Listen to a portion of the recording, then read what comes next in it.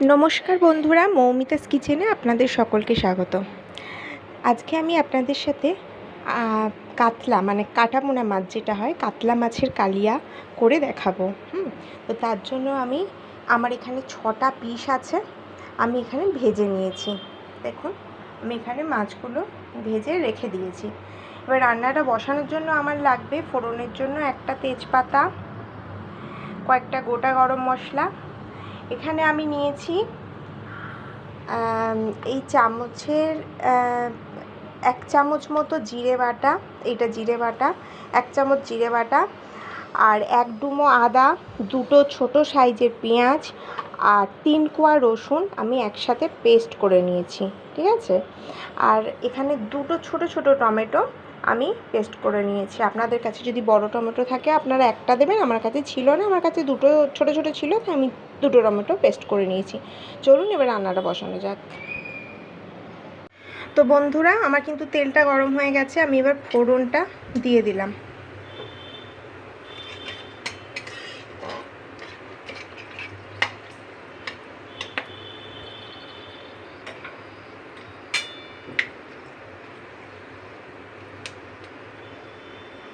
দেখো, ফোড়নটা থেকে একটা সুন্দর গন্ধ ছাড়ছে। এবার আমি যে আদা, রসুন, পেঁয়াজ এবং জিরের যে পেস্টটা করে রেখেছিলাম সেটা আমি দিয়ে দিচ্ছি।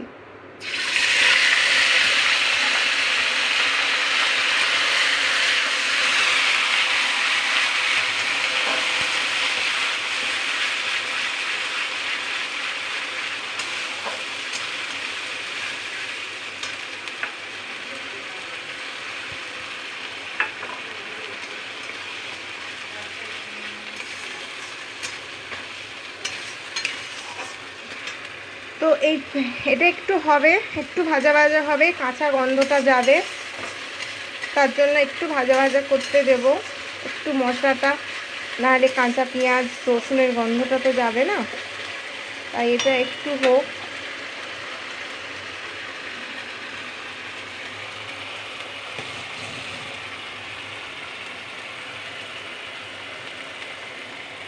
তাই এতে আমি পরিমাণ মতো লবণটা দিয়ে দিচ্ছি। আমি এখানে 1.5 চামচ মতো লবণ দিলাম, আপনারা আপনাদের পরিমাণ মতো লবণটা দেবেন। লবণটা দিলাম এই কারণেই, মশলাটা বড্ড ছিটকাচ্ছে, লবণটা দিলে মশলাটা ছিটকায় না, সেই জন্যই লবণটা আগে আমি দিয়ে নিলাম।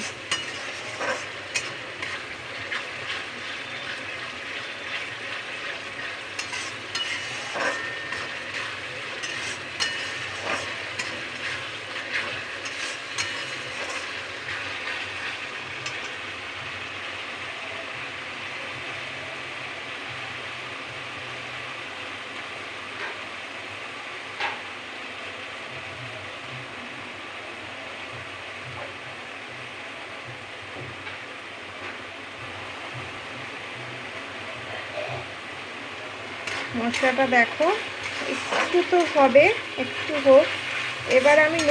এবার আমি নুন তো দিয়েছি, হলুদ, লঙ্কার গুঁড়ো, টমেটো এসব অ্যাড করব।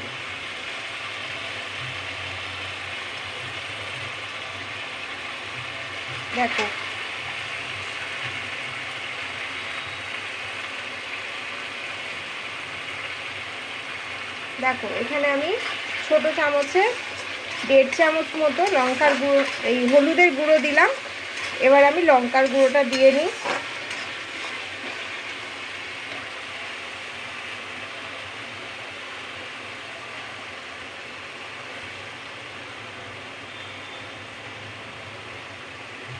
হ্যাঁ, 2 চামচ লঙ্কার গুঁড়ো আমি দিয়ে দিলাম এর মধ্যে। আমি কিন্তু কোনো কাশ্মীরি লঙ্কার গুঁড়ো ব্যবহার করছি না, আমি প্লেন এমনি লঙ্কার গুঁড়ো ব্যবহার করি ঝালটা হওয়ার জন্য। এবার আমি এর মধ্যে যে টমেটোটা পেস্ট করে রেখেছিলাম সেটা দিয়ে দেব।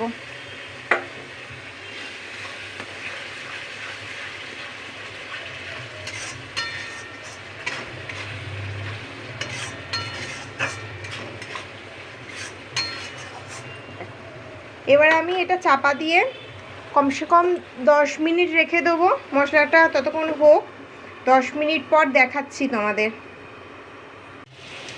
তো বন্ধুরা, আমার আলুগুলো ভাজা হয়ে গেছে, আমি আলুগুলো তুলে নেব। ওদিকে আমার মশলাটাও প্রায় হয়েই এসেছে।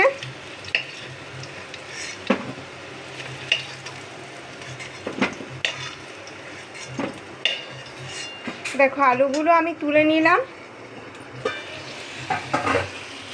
এদিকেও আমার মশলাটা প্রায় কষানো হয়েই এসেছে।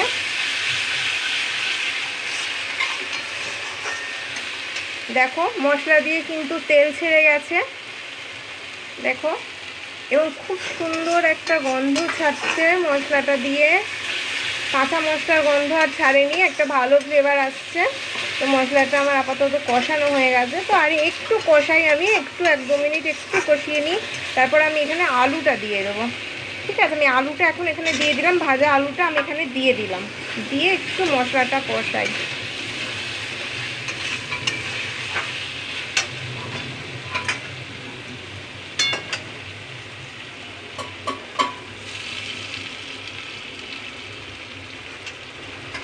আমি অন্য কড়াতে আলু ভেজেছিলাম, তো আলু ভাজার জন্য যেটুকুনি তেল কড়াতে ছিল সেই তেলটা আমি এর মধ্যে দিয়ে দিলাম। অল্প একটু সামান্য তেল ছিল, সেই তেলটা আমি এর মধ্যে কিন্তু দিয়ে দিলাম।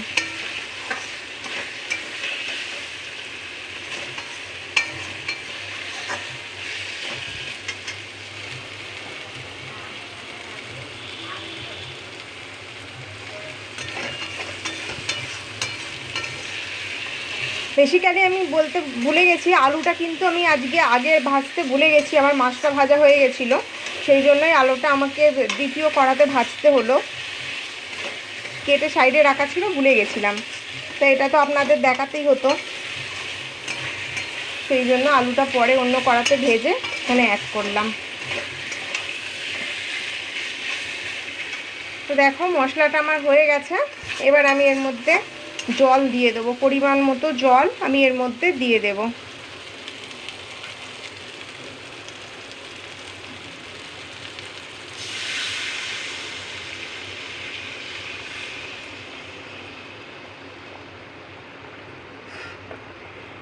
তোমরা যদি এখানে একটু গরম জল করে দিতে পারো আরও ভালো হয়। আমার আজকে গরম জল করে দেয়া হলো না, আমি এমনি নর্মাল জলই দিয়ে দিলাম। দেখো পরিমাণ মতো আমি জলটা দিয়ে দেব।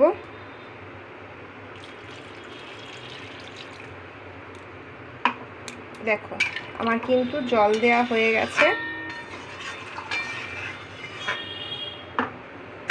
দেখেছো কি সুন্দর কালার এসেছে। আমি কিন্তু আবারও বলছি, আমি কিন্তু কোনো কাশ্মীরি লঙ্কার গুঁড়ো ব্যবহার করি না, আমি কিন্তু প্লেন এমনি যে লঙ্কায় ঝাল হয় সেই লঙ্কার গুঁড়ো ব্যবহার করি।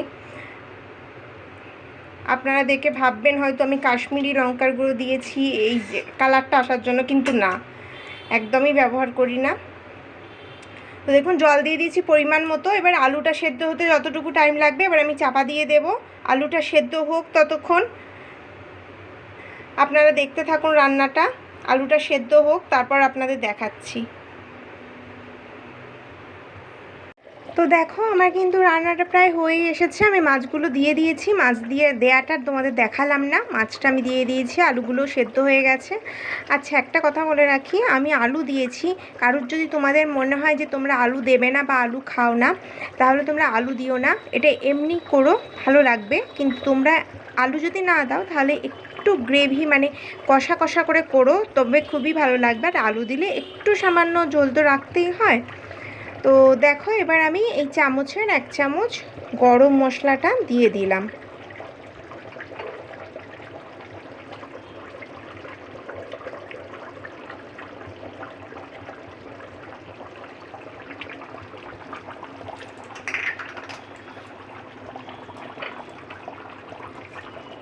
দেখো আমি গরম মশলা দিয়ে দিলাম, আমার কিন্তু রান্নাটা সম্পূর্ণ রেডি।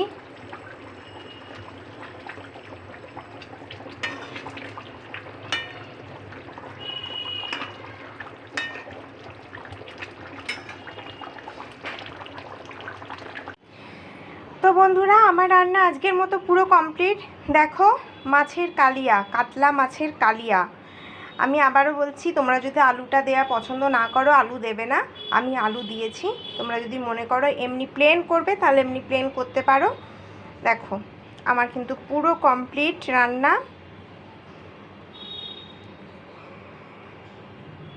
এই রান্নাটা আমি করলাম, তোমাদের দেখালাম। তোমরা প্লিজ একটু আমাকে সাহায্য করো এগিয়ে যেতে, একটু দেখো ভিডিওগুলো, একটু সাপোর্ট করো।